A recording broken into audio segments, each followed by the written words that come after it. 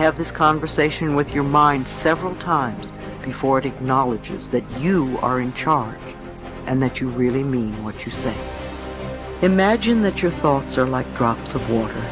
One thought or one drop of water does not mean very much. As you continue to repeat the same thoughts over and over, you first notice a stain on the carpet, then there's a little puddle, then a pond, and as these thoughts continue, they can become a lake and finally an ocean.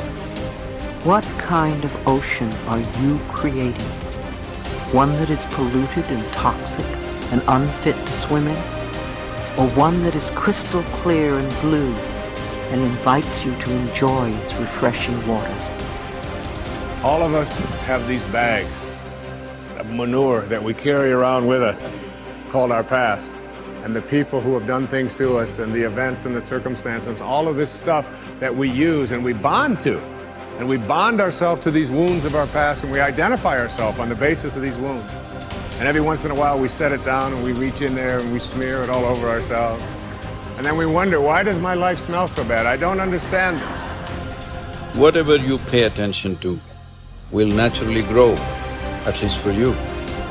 Every human being that you meet, there's a good side to them, there is a nasty side to them. If you pay attention to the nasty side, your mind will be preoccupied with the nastiness.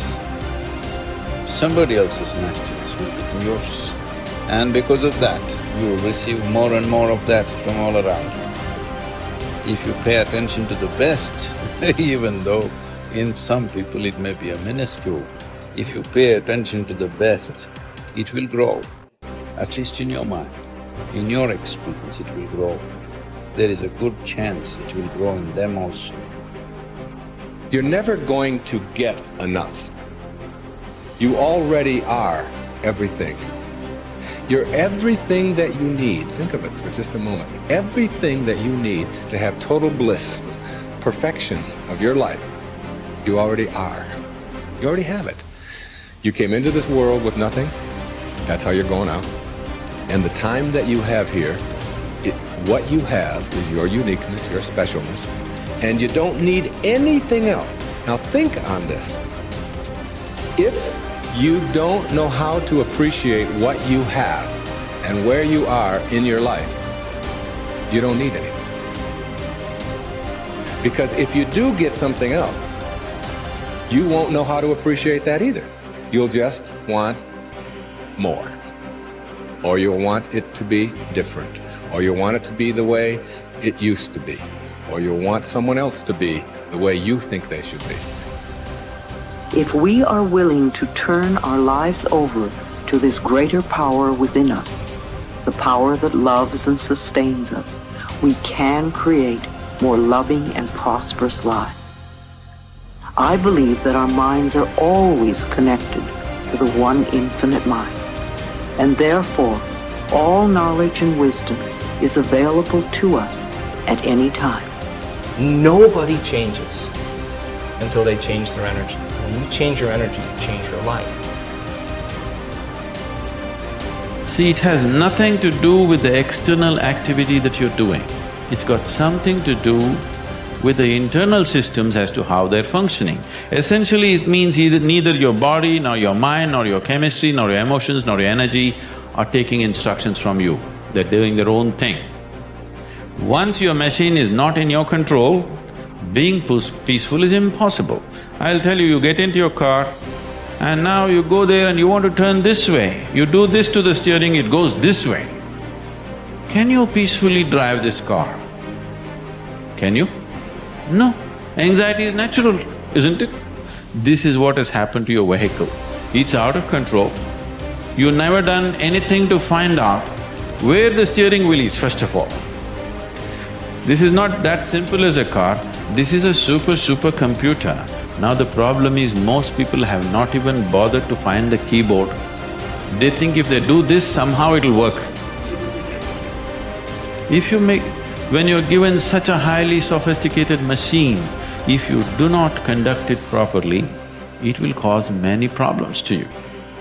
By accident it's working. I want you to know this is made this way. If you hold your hands like this, it'll breathe one way. If you just turn it around, the very way you breathe, the breathing pattern itself changes in your lungs. You can try it if you want when you have the time. This way, this way. I'm saying everything that you do, fundamental changes are happening in this machine because it's such a sophisticated machine. It's more than a touch screen. If you just wish it, it will happen.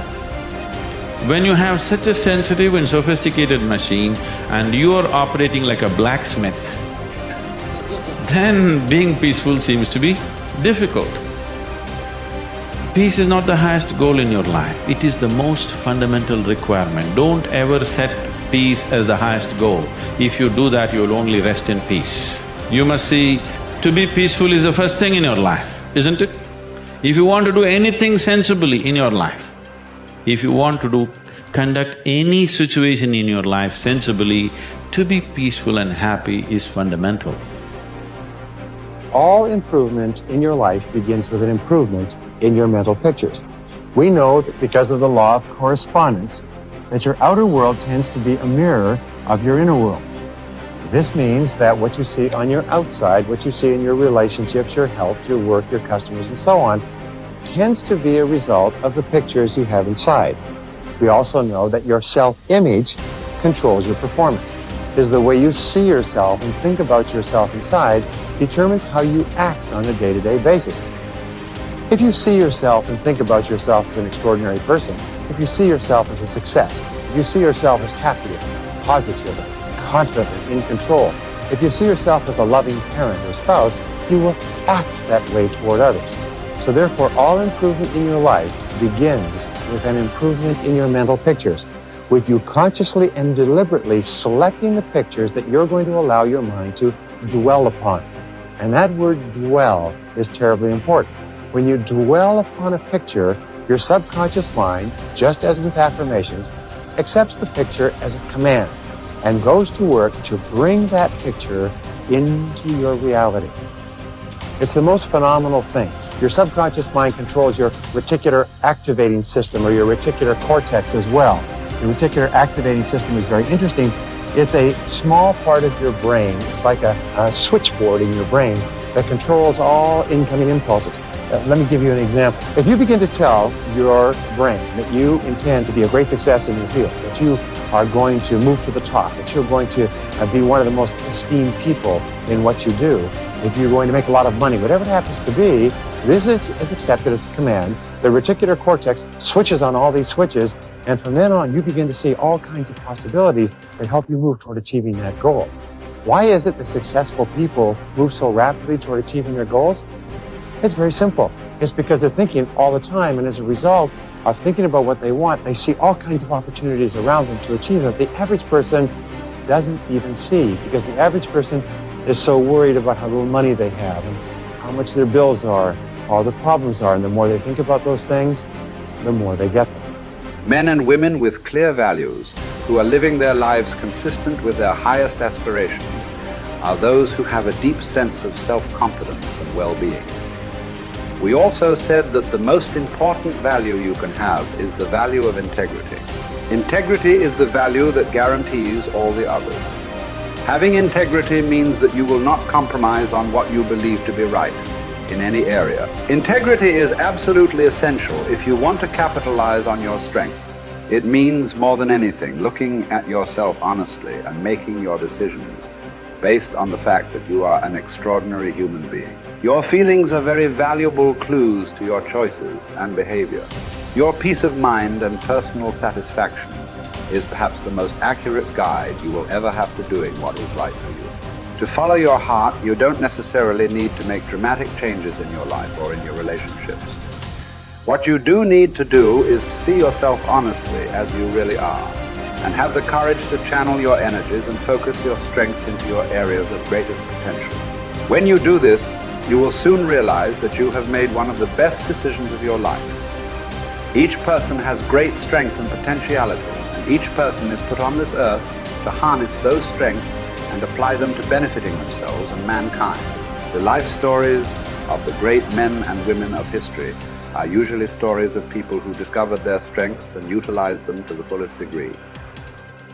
Churchill was a great statesman and orator. Florence Nightingale was a tremendous organizer.